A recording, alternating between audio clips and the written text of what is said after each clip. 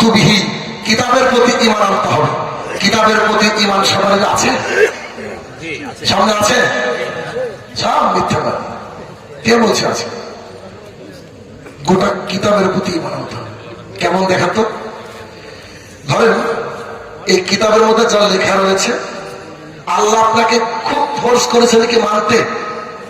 আল্লাহ তাআলা বলেই দিয়েছেন সূরা বাকারার শেষের দিকে, লা ইউকাল্লিফুল্লাহু নাফসান ইল্লা উসআহা। আমি তোমার উপরে অতটুকু বোঝা চাপাইনি যতটুকু তুমি নিতে পারবে না। আপনি 10 কেজি পারেন, আল্লাহ 12 কেজি দিবেন? আল্লাহ বলেছেন নাকি যে তাহাজ্জুদ পড়তে হবে? পড়তেই হবে, কথা বলেছেন? বলেননি, কিন্তু 5 ওয়াক্ত ইউ হ্যাভ টু, আপনাকে পড়তে হবে। দেখি একটু কিতাবের প্রতি ঈমানটা কেমন আছে এই কুঠি কি দেবীপুরের লোকের। দেখি দেবীপুরের লোকের ঈমান। আল্লাহ সুবহানাহু ওয়া তাআলা বলছেন, ইয়া আইয়ুহান নাস কুলু মিম্মা ফিল আরদি হালালান তাইয়্যিবান ওয়া লা তাত্তাবিউ খুতুওয়াতিশ শাইতান। ও দুনিয়াবাসী, ও পৃথিবীবাসী, তোমরা শোনো, আমি আল্লাহ তাআলা তোমাদেরকে রুজির ব্যবস্থা করেছি, ওখান থেকে তোমরা হালাল হালাল বেছে বেছে খাও। হারাম হচ্ছে শয়তানের পদাঙ্ক, ওদিকে তোমরা যেও না। আল্লাহ তাআলা বলছে, বলেন তো এলাকার মুদিখানা দোকানে কি বিড়ি বিক্রি হয় না? হয়। আচ্ছা, যদি বিড়ি বিক্রি হয় তো এ হাদিসের কি করবেন? আর আয়েশা রাদিয়াল্লাহু তাআলা আনহা قال رسول الله صلى الله عليه وسلم, আয়েশা রাদিয়াল্লাহু তাআলা আনহা বলেন, রাসূলুল্লাহ সাল্লাল্লাহু আলাইহি ওয়াসাল্লাম বলেছেন, কুল্লু মুসকিরিন খামরিন ওয়া কুল্লু খামরিন হারাম। প্রত্যেকটা নেশাদার বস্তু মদ, আর প্রত্যেকটা মদই হারাম। প্রত্যেকটা নেশাদার বস্তু মানে বিড়ি জলটা কি বাদ গেল? মানে সব হলো, সব এ টু জেড এর মধ্যে যত নেশাদার দ্রব্য আছে সবগুলো কি হারাম। আবু হুরায়রা রাদিয়াল্লাহু তাআলা আনহু قال رسول الله صلى الله عليه وسلم, আবু হুরায়রা রাদিয়াল্লাহু তাআলা আনহু বলেন, রাসূলুল্লাহ সাল্লাল্লাহু আলাইহি ওয়াসাল্লাম বলেছেন, লা ইয়াদখুলুল জান্নাতা যাতাদা, ওই দেহ জান্নাতে যাবে না গুদিয়া বিল হারাম। যে দেহ বন্ধনের টাকায় গড়ে উঠেছে, যে দেহ গ্রুপ লোনের টাকায় গড়ে উঠেছে, যে দেহ এলআইসির টাকায় গড়ে উঠেছে, যে দেহ সুদি কারবারের মাধ্যমে গড়ে উঠেছে, ওই দেহ জান্নাতে যাবে না। বন্ধন মনে হয় 95 না 98% লোকের বাড়িতে আছে। কথা বুঝেন না? কি ভুল বলছে কি? প্রায় বাড়িতে বন্ধন গো। অথচ এই কোরআনুল কারীমের মধ্যে এগুলোকে হারাম করা হয়েছে। তাই না? আমি তো প্রমাণ দিচ্ছি, আপনি প্রমাণ ছাড়া কথা বলবেন। একটু একটু করে বলছেন, সাড়ে হাত কেটে যাবে। একটু একটু করে শুনুন। 33 নম্বর সূরা, সূরা আহজাব, আয়াত নম্বর 33। আল্লাহ সুবহানাহু ওয়া তাআলা বলছেন, ওয়া কারনা ফি বুয়ুতিকুম ওয়া লা তাবাররাজনা তাবাররুজাল জাহিলিয়াতিল উলা। ও মহিলারা, তোমরা বাড়ির মধ্যে থাকো, খবরদার জাহালাতের যুগের মতো নিজেকে দেখে বেরিও না। দেবীপুরে বোরখার পার্সেন্টেজ কত? 100-তে কতজন বোরখা পরে? 2 আর সাহেব বলছেন 10। ওকে, 10ই ধরে নিচ্ছি ভাই। নিতে অসুবিধা, 10 নিয়ে নিলাম। ওকে, তো 10 নিয়ে নেওয়ার পরে এবার একটা হাদিস আমি বলবো। আমি আব্দুল্লাহ ইবনে মাসউদ রাদিয়াল্লাহু তাআলা আনহু قال رسول الله صلى الله عليه وسلم, এই হাদিস দিন রাত বলছি, দিন রাত বলবো। কেন? যতক্ষণ আপনি শুধরাচ্ছেন ততক্ষণ আমাকে বলতে হবে। যে আজকে ওই যে একেবারে মাগরিবের পর যিনি উঠেছিলেন বক্তা, ওনার নাম ভুলে গেলাম আমি, তো ওনার সাথে আমার দেখা হলো। আমার আজকে বিলাই মারিতে কি খাওয়া দাওয়া বন্ধ হয়েছে। গতবার যে বলে আসলাম, এই যে খাওয়া দাওয়া এটাকে তুলে দিতে হবে। মানুষ খালি খেতে আসে, কেউ শুনতে আসে না। কত বড় প্যান্ডেল, অথচ লোক নাই, কিন্তু খাওয়ার জায়গায় ফেলে দিন আসলে নাই এরকম। তা আমি বললাম যে খাওয়া দাওয়া আর পড়াশোনা এক জায়গায় হয়। কথা বুঝেননি? কিছুদিন আগে বলেছি, ভিডিওটা ভাইরাল হয়েছে, আবারও বলছি, কোনো মায়ের বেটা থাকলে আমার সামনে যেন দাঁড়ায়। আমি বলেছি, যেদিন থেকে স্কুলে মিড ডে মিল চালু হয়েছে ওই দিন থেকে পড়াশোনার জানাজা হয়ে গেছে। কি? যেদিন থেকে মিড ডে মিল চালু হয়েছে ওই দিন থেকে পড়াশোনার জানাজা হয়ে গেছে। ওই যে দাদাই বলবো নাকি চাচা, আমার আবার বয়স খুব বেশি না, এই করেন না। ওই দাদাকে বা চাচাকে চাচাই বলি, নাহলে দাদা বলে রাগ করতে পারে। তো দাদাকে, চাচাকে জিজ্ঞাসা করেন, তিনি যখন স্কুলে গিয়েছেন ওনার মা হয়তো ভাত রান্না করে ঠিকঠাক ভাতও দিতে পারেনি, ঠিক না? স্কুল থেকে সে 4টের সময় এসেছে, আবারও ঠিকঠাক খাবার পায়নি। তারপরে দিন রাত পরিশ্রম করেছে। আর আমাদের বাচ্চারা একদম পোল্ট্রি মুরগির মতো। ফজরের পরে তুলছে ওর বাবাকে, 8টা-9টায় তুলছে, তোলার পরে 1 গ্লাস হরলিক্স কমপ্লেন, আরো কত কি খাওয়াচ্ছে, আবার টিফিন বেঁধে দিচ্ছে। আরে আধা ঘন্টা পর পর নাকি খেতে লাগে, এই জন্য পোল্ট্রি মুরগির মতো ধাক্কা বাজে বলে যাচ্ছে। জি দিচ্ছে। আবার নাকি স্কুলে গিয়ে এখানে বসে আছে, এখানে বসে আছে, পাশে কখন রান্না আছে, কি রে আজকে ডিম কোটা নাকি সয়াবিন নাকি রে বলে এ কথা বলছে। এর বাস্তব নমুনা দেখেন, যে কথাগুলো বলি খুবই বাস্তব। কিছুদিন আগে কলকাতায় একটা মহিলা সাংবাদিক ক্লাস 3-র একটা বাচ্চা, 3 মানে বুঝতে পারছেন কি, আমার মেয়ে একটা স্কুলে ভর্তি করেছে নার্সারি, সবচেয়ে নিচু, 5 বছর বয়স। আমার মেয়ে সরাসরি বাড়িতে সালাম দিয়েছিল, আসসালামু আলাইকুম, ঢুকে আমাকে বলছে নবীর আবার দিবস হয় নাকি, নবীর আমার জন্মদিন হয়নি কাব্য, নবীর তো জন্মদিন হয় না। তো বলছে ওরা বললো কোনো স্কুলে, বলছি যে আগামীকালকে নবী দিবস, এই নবীর জন্মদিন হিসেবে ছুটি। আমি তো ভেবেছিলাম আমরা মুসলমান। আমার মেয়ে বলছে, কথা বোঝেনি, আমার মেয়ে এ কথা বলছে, তার মানে ও নার্সারিতে পড়ে, তার মানে ক্লাস 3-র বাচ্চার যথেষ্ট বুদ্ধি আছে কি, এটুকু বোঝানোর জন্য বলছে, বুদ্ধি আছে তো, 3-র বাচ্চার যথেষ্ট বুদ্ধি আছে। একটা সাংবাদিক মহিলা জিজ্ঞাসা করছে, বাচ্চা इधर आओ बेटा, कौन सा क्लास में पढ़ते हो तुम? तो क्लास 3 में पढ़ता हूँ मैम। तो आपका फेवरेट सब्जेक्ट क्या है? मुझे मांस। ভাইরাল হয়েছে ভিডিওটা, হয়তো দেখেছেন। বলছে বেটা তোমার ফেভারিট সাবজেক্ট কি? বলছে মাংস। ও কি বলবে, বাংলা ইংরেজি অঙ্ক বলবে না কি, ও তো খেতেই যায়। এক ভিখারি চরম খেতে লেগেছে, তাকে কে বলছেন বেটা বলে তো 2 + 2 কত? বলছে 4খানা রুটি। আশ্চর্য, তোকে আমি বলছি 2 + 2 কত? তো বলছে 4খানা রুটি। কেন? তোকে খিদে লেগেছে, তো ঘোড়া ডিম বলবো, ও তো পেটে খিদে আছে। তাহলে বিষয় হচ্ছে কি, যে আমাদের সমাজটা একেবারে মূর্খতার শেষ প্রান্তের দিকে চলে যাচ্ছে। এরও হাদিস রয়েছে, আনাস রাদিয়াল্লাহু তাআলা বলেন, রাসূলুল্লাহ সাল্লাল্লাহু আলাইহি ওয়াসাল্লাম বলেছেন কিয়ামতের বেশ কিছু লক্ষণ রয়েছে, তার মধ্যে তিনি বলেছেন আয়ুল ফাকিল, মানুষের বিবেক তুলে দেওয়া হবে, ওয়াকসারুল জাহাল, মূর্খতা বর্ষণ হবে। হচ্ছে না মূর্খতা? চারিদিকে মূর্খ দেখেন আপনি, চারিদিকে মূর্খ, যেখানে যাবেন সেখানে মূর্খ। এবার আপনাকে যেটা বলতে চাইছিলাম সেটা কি, যে এই যে বন্ধন বলেন, গ্রুপ লোন বলেন, ইত্যাদি বলেন, এগুলা কত বড় ভয়াবহ, কত বড় কঠিন জিনিস হাদিস আসেন শুনি। আর আব্দুল্লাহ ইবনে মাসউদ রাদিয়াল্লাহু তাআলা قال رسول الله صلى الله عليه وسلم, আব্দুল্লাহ ইবনে মাসউদ রাদিয়াল্লাহু তাআলা বলেন, রাসূলুল্লাহ সাল্লাল্লাহু আলাইহি ওয়াসাল্লাম বলেছেন, সালাসাতুন কাদ হারাম আলাইহিম মিন জান্নাহ, 3 শ্রেণীর মানুষের জন্য জান্নাত হারাম। মুদমিনুল খামরিন, নিয়মিত পান, বিড়ি, জর্দা, গুল, সিগারেট যে খায় সে জান্নাতে যাবে না। প্রশ্ন হলো, বলেন কি আপনি? বুখারীও 30 বছর ধরে পড়ায়, জর্দাও মারি 30 বছর ধরে, আর আপনি বলছেন জি আপনাকে বলছি, আল্লাহি আপনাকে বলছি, আপনি কিয়ামতের মাঠে আটকাবেন। কেন বাঁচানো হয় আপনাকে? কেন? আয়েশা রাদিয়াল্লাহু তাআলা থেকে বর্ণিত হাদিসে কি পড়েছিলাম, কুল্লু মুসকিরিন খামরিন, যদি হাদিসটা এমন থাকতো, আর আয়েশা রাদিয়াল্লাহু তাআলা قالت قال رسول الله صلى الله عليه وسلم كل مسكر خمر الا জর্দা ইল্লা খাইনি, যদি থাকতো তবে চলতো। আল্লাহি যে লোক বলেছে মাকরুহ, ওর কমরে এখনো হাতুড়ি পড়ছে। আলিমে তো বলেছে কোনো, কারণ ওরা খায় এই জন্য বলে, কিছু করে না। মানুষ জান্নাতে যাবে না, মুদমিনুল খামরিন, নিয়মিত পান, বিড়ি, জর্দা, গুল, সিগারেট যে খায় তারা জান্নাতে যাবে না। আপনি দেখে নিন। 2, আর রাজুলাতু মিন নিসাই, পুরুষের বেশধারী নারী জান্নাতে যাবে না। সূরা আহজাব 6 আয়াত নম্বর 33, সূরা আহজাব 6 আয়াত নম্বর 53, সূরা আহজাব 6 আয়াত নম্বর 59। ক্রমান্বয়ে আল্লাহ সুবহানাহু ওয়া তাআলা বলছেন, নারীরা তোমরা বাড়ির মধ্যে থাকো, জাহালাতের যুগের মতো নিজেকে দেখে বেরো না। একটা।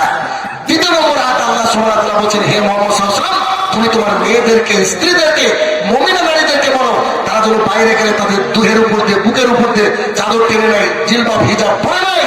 3 নম্বরে আল্লাহ সুবহানাহু ওয়া তাআলা বলছেন, মহিলাদের কাছ থেকে কোনো কিছু চাইতে গেলে পর্দার আড়াল থেকে চাইতে হবে, একেবারে দরজা খোলা রাখা যাবে না।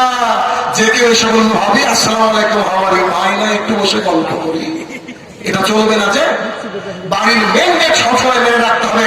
প্রয়োজন হলে কি করতে হবে? ছালা টাঙাতে হবে, ছালা। বুঝেন কি চটটা কি রাখতে হবে, কিন্তু গেট কি করে থাকবে, মারা থাকতে হবে। তো কি পুরুষের দেশধারী নারী জান্নাতে যাবে। পুরুষের দেশ কারা ধারণ করে, যারা জিন্সের প্যান্ট পরে, ছেলেদের মতো টি শার্ট পরে, ছেলেদের মতো চুল এমন করে কাটে পেছন থেকে বুঝতে পারবে না যে হুইজ হি আর হুইজ হি। খেয়াল করে দেখবেন, বুঝা যায়। এক লোক এক মেয়েকে বলছে, ভাই টাইম কটা দেখেন তো, ঘুরে বসে আমি তোর ভয় লাগি। দেখছে মহিলা তো চিন্তা কি করে, জাতিতে কনফিউজ। আচ্ছা, 3 নম্বরে রাসূলুল্লাহ সাল্লাল্লাহু আলাইহি ওয়াসাল্লাম বলেন, আর দায়ুস লা ইয়াদখুলুল জান্নাত, দায়ুস জান্নাতে যাবে না। সাহাবায়ে কেরাম বলেন, আল্লাহ রাসূল দায়ুস কাকে বলেন? তখন রাসূল সাল্লাল্লাহু আলাইহি ওয়াসাল্লাম বলেন, আল্লাহ যিকরু ফি আলাল খাবাস, যার ভেতরে বেহায়াপনা রয়েছে, যার বাড়িতে দিনরাত টিভি সিরিয়াল চলে, যার বাড়ির মহিলারা বেপরদা, হচ্ছে দায়ুস। তারা জান্নাতে যাবে না। 3 শ্রেণীর মানুষের জন্য জান্নাত হারাম, হারাম মানে যাবে না। আচ্ছা, চুরি করেছে একটা মানুষ, ডাকাতি করেছে, এ জান্নাতে যাবে না, এ হাদিস আমার জানা নেই।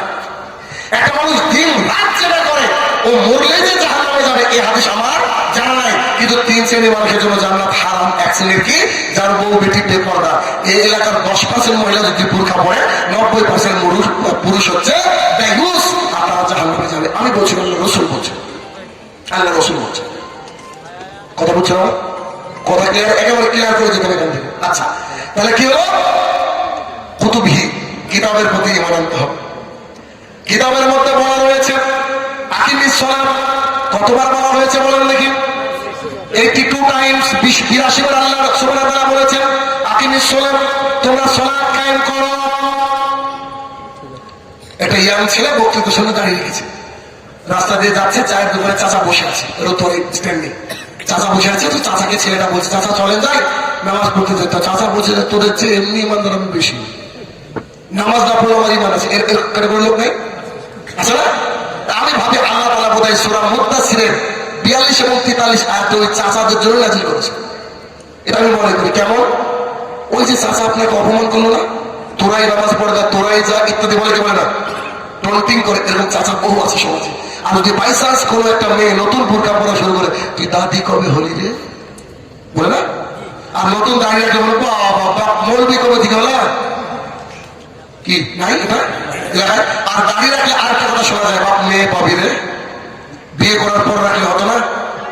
আপনি উত্তর দিবেন যে, যে মেয়ে দাঁড়িয়ে দেখে চলে যায় ও মেয়ে না, শয়তান, ওকে আমার দরকার নাই। তো এই লোক যখন চলে যাবে পৃথিবী থেকে, মুসল্লি নয় এমন মানুষ কি জান্নাতে যাবে? কথা বলেন। যারা সালাত আদায় করেন তারা জান্নাতে যাবে?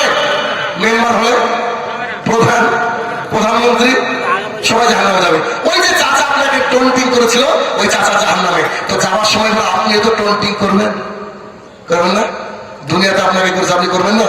আল্লাহ তাআলা বলেছেন, মা সালাকাকুম ফিস সাকার, জাহান্নামীকে জিজ্ঞাসা করা হচ্ছে, কি ব্যাপার চাচা, জাহান্নামে কেন, তোমরা জাহান্নামে আসলে কেন? ক্বালু, তারা সেই দিন বলবে, লাম নাকু মিনাল মুসাল্লিন, আমরা মুসল্লি ছিলাম না। মুসল্লি না হলে সরাসরি জাহান্নাম। কুতুবিহি, কিতাবের প্রতি ঈমান আনতে হবে। এরপরে রাসূলুল্লাহ সাল্লাল্লাহু আলাইহি ওয়াসাল্লাম বলেছেন, ও রাসূলিহি, রাসূলের প্রতি ঈমান আনতে হবে। রাসূলের প্রতি ঈমান মানে আল্লাহ রাসূল সাল্লাল্লাহু আলাইহি ওয়াসাল্লাম যা দিয়েছেন, যেভাবে দিয়েছেন তাই সেভাবে মেনে নেওয়া হচ্ছে ঈমান। আল্লাহ তাআলা বলেছেন, মা আতাকুমুর রাসূলু ফাখুযুহু, রাসূল সাল্লাল্লাহু আলাইহি ওয়াসাল্লাম তোমাদেরকে যা দিয়েছে তা কি করো, গ্রহণ করো। ওয়া নাহাকুম আনহু ফান্তাহু, আর তিনি যে যার থেকে দূরে থাকতে বলেছেন তার থেকে তোমরা দূরে থাকো। আল্লাহ রাসূল বলেছেন, এফাউল লোহা, দাইনাকে ছেড়ে দাও, ওয়াসুস সারেব, গোপটাকে ছাটো, ইউ হ্যাভ টু, আপনাকে রাখতে হবে। মুসলিম শরীফের হাদিসে রাসূল সাল্লাল্লাহু আলাইহি ওয়াসাল্লাম বলছেন, যার প্যান্ট, লুঙ্গি, জুব্বা টাকনোর নিচে যাবে, তার থাকার জায়গা জাহান্নাম। মুসলিম শরীফ হাদিস নম্বর 195। আল্লাহ তাআলা তার দিকে তাকাবেন না, তাকে মুক্ত করবেন না, ওই অংশটুকু জাহান্নামের মধ্যে ফেলে দেবে। তুমি যতই লাখ টাকা দিয়ে প্যান্ট কিনে না কেন, তোমাকে প্যান্টটাকে কিনে টাকনোর উপরে করতে হবে। এটা যে রাসূল সাল্লাল্লাহু আলাইহি ওয়াসাল্লাম আদেশ। রাসূল সাল্লাল্লাহু আলাইহি ওয়াসাল্লাম যা বলেছেন, যেভাবে বলেছেন তাই সেভাবে রাখতে হবে। আল্লাহ রাসূল আবু দাউদের হাদিস 1450 বছর আগে বলে গিয়েছেন, এক শ্রেণীর মানুষ চুল কাটবে, 2 সাইডে চেঁচে তুলে দিবে, আর এমনি চুল রাখবে। আছে না নাই? আল্লাহ রাসূলের জামানায় ছিল? ছিল না। আল্লাহ রাসূল কত বড় শিক্ষিত, কত বড় বিখ্যাত ব্যক্তিত্ব, দেখেন তিনি ভবিষ্যৎবাণী করে গেছেন। এটাকে রাসূল সাল্লাল্লাহু আলাইহি ওয়াসাল্লাম নাম দিয়েছেন কাজা। এই কাজা করে চুল কাটবে এক শ্রেণীর মানুষ, আপনার সন্তান কাটে একই টেবিলে বসে খান। আশ্চর্য কথা, ওর বাপ বলে বাপ, ওর বাপ বলে বাপ, বাপ বাপ হলে এই অবস্থা হয়। সন্তান ভাবে চুল কেটে বসে সামনে খেতে পারে, আশ্চর্য লাগে দুনিয়া। তাহলে কি রাসূলুল্লাহ সাল্লাল্লাহু আলাইহি ওয়াসাল্লাম যেমন করে চলেছেন, যেমন ভাবে চলতে বলেছেন তেমন চলতে হবে। কেমন? আব্দুল্লাহ ইবনে মাসউদ রাদিয়াল্লাহু আনহু রাস্তা দিয়ে যাচ্ছেন, একজন ব্যক্তি উটকে জবাই করছেন, উট শুইয়ে দিয়ে জবাই করছেন। তিনি ওখানে দাঁড়িয়ে বলছেন, এই তোমরা যারা উটকে নহর করছো শুনে রাখো, আমি আবুল কাসেমকে স্বয়ং নিজে চোখে দেখেছি উটকে দাঁড়িয়ে নহর করাতে। উটকে জবাই করার পদ্ধতি কি? দাঁড়িয়ে। তা আমি রাসূল সাল্লাল্লাহু আলাইহি ওয়াসাল্লামকে উটকে দাঁড়িয়ে জবাই করতে দেখেছি, আর তোমরা বসে করছো মানে এটা কেমন নীতি? এইটুকু সাহাবায়ে কেরাম সহ্য করতে পারেন। তার মানে রাসূল সাল্লাল্লাহু আলাইহি ওয়াসাল্লাম অনুকরণ করতে হবে। অনুকরণের একটা হাদিস সবাই জানেন, তাও বলি। সাহাবায়ে কেরাম সময় তিনি সালাত আদায় করাচ্ছেন, পায়ে জুতো, জুতো দিয়েও সালাত আদায় করা জায়েজ যদি কনফার্ম থাকে যে জুতো ওয়াজ ক্লিন, ঠিক আছে? তো রাসূল সাল্লাল্লাহু আলাইহি ওয়াসাল্লাম সালাতের মাঝে জুতোকে খুলে রেখেছেন, সাহাবায়ে কেরাম সব খুলে রেখেছেন। সালাম ফিরে বলছে যে কি ব্যাপার, তোমরা জুতো খুলে রেখেছো, আপনি খুলেছেন কেন? তো আমার পায়ের জুতোর তলায় নাকি নোংরা ছিল, জিবরাইল বললো। অত শত বুঝি না, আল্লাহ রাসূল খুলেছে মানে খুলে দিয়েছে। সুবহানাল্লাহ। এটা হচ্ছে অনুকরণ, অনুসরণ। তাহলে রাসূলকে অনুসরণ করতে হবে। এরপরে তিনি বললেন ইয়াউমুল আখির, শেষ দিনের প্রতি ইমান আনতে হবে। শেষ দিন মানে যেদিন আপনার আব্বা আপনাকে রেখে পালিয়ে যাবে, আপনি আপনার মাকে ছেড়ে পালিয়ে যাবেন, একটা মেয়ে কেউ কাউকে দিবে না সেদিন। খুব কঠিন দিন ভাই, খুব কঠিন দিন। আয়েশা রাদিয়াল্লাহু তাআলা বলেন, আল্লাহ রাসূল আপনি যে একটু বললেন নারী আর পুরুষ নাকি উলঙ্গ থাকবে, কোনো পোশাক থাকবে না, একে অপরের দিকে তাকাবে না। রাসূল সাল্লাল্লাহু আলাইহি ওয়াসাল্লাম বলেছেন কিয়ামতের মাঠ এত ভয়াবহ হবে, এত কঠিন হবে, কেউ কারোর দিকে তাকাবে না। আবু হুরায়রা রাদিয়াল্লাহু তাআলা বলেন রাসূলুল্লাহ সাল্লাল্লাহু আলাইহি ওয়াসাল্লাম বলেছেন 490 কোটি ফেরেশতা জাহান্নামকে টেনে নিয়ে আসবে। আল্লাহ রাসূল 490 কোটি বলেননি, তিনি বলেছেন জাহান্নামে 70,000 লাগাম, এক লাগামে 70,000 করে ফেরেশতা, আপনি গুণ মারেন 490 কোটি। তাহলে জাহান্নাম কত বড় বুঝতে পারছেন? আনাস রাদিয়াল্লাহু তাআলা বলেন রাসূলুল্লাহ সাল্লাল্লাহু আলাইহি ওয়াসাল্লাম বলেছেন কিয়ামতের মাঠে জাহান্নামকে টেনে নিয়ে আসা হবে, জাহান্নাম চিৎকার করবে, সমস্ত মানুষ বলবে ইয়া নাফসি ইয়া নাফসি, আল্লাহ আজকে আমার কি হবে, আমার কি হবে, আমার কি হবে। যখন বিচার ব্যবস্থা শুরু হয়ে যাবে একে একে একে একে জাহান্নামের মধ্যে ফেলা হবে, জাহান্নামের মধ্যে ফেলা হবে, জাহান্নাম চিৎকার দিয়ে আল্লাহকে বলবে আর নাই, আরো ফেলা হবে। 1999 জন জাহান্নামী বারবার ফেলা হবে, জাহান্নাম বলবে আর নাই। আল্লাহ তাআলা তার ডান পা মুবারকটা ঢুকিয়ে দিবেন জাহান্নামের মধ্যে, তখন জাহান্নাম বলবে কত কত কত, enough for me, enough for me, যথেষ্ট হয়েছে, যথেষ্ট হয়েছে। জাহান্নাম এত ভয়াবহ যায়। বিচারের মাঠ এটা, কেউ কোনো কথা শুনবে না। অশ্লীলতা বিহার আমাদের যারা নিমজ্জিত হয়েছেন না, আল্লাহ তাআলা মুখে আপনার পেট মেরে দিবে, আপনার হাত কথা বলবে, আপনার কান কথা বলবে, আপনার চোখ কথা বলবে। এই যে বক্তা বক্তৃতা করছে না, এই যে বক্তা বক্তৃতা করছে, আমরা করছি না, এই মাইক্রোফোন আল্লাহর কাছে সব সাক্ষী দিবে।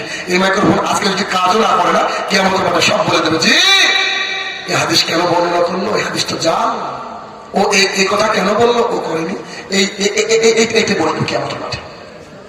সবশেষে রাসূলুল্লাহ সাল্লাল্লাহু আলাইহি ওয়াসাল্লাম বলেন কাদরিয়া শারীমিন আল্লাহ সুবহানাহু ওয়া তাআলা, ভালো এবং মন্দের মালিক কে? আল্লাহ তাআলা। বললাম না সন্তান মারা গেছে, বলেন আলহামদুলিল্লাহ, তারপরে বলেন ইন্না লিল্লাহি ওয়া ইন্না ইলাইহি রাজিউন। এর বেনিফিটটা কি শুনে রাখেন। আবু হুরায়রা রাদিয়াল্লাহু, আবু সাঈদ খুদরি রাদিয়াল্লাহু তাআলা বলেন রাসূলুল্লাহ সাল্লাল্লাহু আলাইহি ওয়াসাল্লাম বলেছেন কারণ সন্তানকে যদি আল্লাহ তাআলা তুলে নেন, আল্লাহ তাআলা ফেরেশতাকে পাঠিয়ে বলেন আমার ওই আব্দুর রহমান বান্দার সন্তানকে আমি তুলে নিয়েছি, তার মা বাবা কি বলেছে? ফেরেশতা বলছে, তারা বলেছে আলহামদুলিল্লাহ, আপনার উপরে রাজি, আপনার উপরে খুশি। তারপরে তারা ইন্না লিল্লাহ বলেছেন। আল্লাহ সুবহানাহু ওয়া তাআলা বলেছেন আমি দিয়েছিলাম, আমি নিয়ে নিয়েছি, তখনও বান্দা আমার শুকরিয়া আদায় করেছে, অতএব তাকে বলে দাও তার জন্য আমি জান্নাতে একটা ঘর নির্মাণ করে রেখে দিয়েছি। সুবহানাল্লাহ। তাহলে যে কোনো বিপদ যদি চলে আসে আগে আল্লাহ শুকরিয়া আদায় করেন, শুকরিয়া আদায় করেন। শুকরিয়া আদায় করলে তো বেনিফিট, বুঝেন না? শুকরিয়া আদায় করলে বেনিফিট। তাহলে কি হলো? সবাই ক্ষতিগ্রস্ত, মনে আছে কথা? তারা নয় যারা ঈমান এনেছে। ঈমান তাহলে কটা বিষয়ের নাম? 6টা। কথাকে প্যাকেট করে দিই। 1, আল্লাহর প্রতি ঈমান আনতে হবে, মাজারে যাওয়া যাবে না, শিরক করা যাবে না। 2, ফেরেশতার প্রতি ঈমান আনতে হবে, দেখিনি তাই বিশ্বাস করবো এ কথা চলবে না। 3, কিতাবের প্রতি ঈমান আনতে হবে। 4, রাসূলের প্রতি ঈমান আনতে হবে। 5, বিচার দিবসের প্রতি ঈমান আনতে হবে। 6, তাকদীর, ভালো এবং মন্দের মালিককে আল্লাহ তাআলা, এই ভালো এবং মন্দের মালিকের উপরে বা মন্দের উপরে কি করতে হবে? ঈমান আনতে হবে। 6টা বিষয় গেল, ক্লিয়ার হয়েছে? ক্লিয়ার? ইল্লাল্লাযীনা আমানু ওয়া আমিলুস সালিহাত, যারা নেক আমল করে। নেক আমল কি বলেন তো? নেক আমল কি? 5 ওয়াক্ত সালাত আদায় করে, এটা কিন্তু নেক আমল না। ইউটিউবার ভাইরা কাটিং করেন না, আবার এত অভ্যাস আছে। 5 ওয়াক্ত সালাত নেক আমল নয় বললাম। কেন জানেন? আপনি যখন বাড়ির থেকে খেয়ে এসেছেন, আজকে কিছু খেয়েছেন তো, আপনাকে যদি আমি এখন জিজ্ঞাসা করবো যে আপনি কি খেয়েছেন, কি উত্তর দেবেন বলেন তো? ভাত, রুটি, খিচুড়ি, পোলাও, এই তো নাকি? কেউ এরকম বলবেন ও স্যার ভাত খেয়েছি, এরই সবজি ছিল, পানিও খেয়েছি, এ কথা কেউ বলবে? পানিও খেয়েছি বলবে? এটা ন্যাচারাল জিনিস না? আচ্ছা, আমি বলি সারাদিন আপনি কি করেন? তো সারাদিন কি করবো, নানা কাজ করি আর 3 ঘন্টা ধরে অক্সিজেন নিই। অক্সিজেন নেওয়ার জন্য সময় কেউ ব্যয় করে? এমনি অটোমেটিকলি নিতে হয় কিনা? 5 ওয়াক্ত সালাত আদায় না করলে সে ব্যক্তি মুসলমান নয়।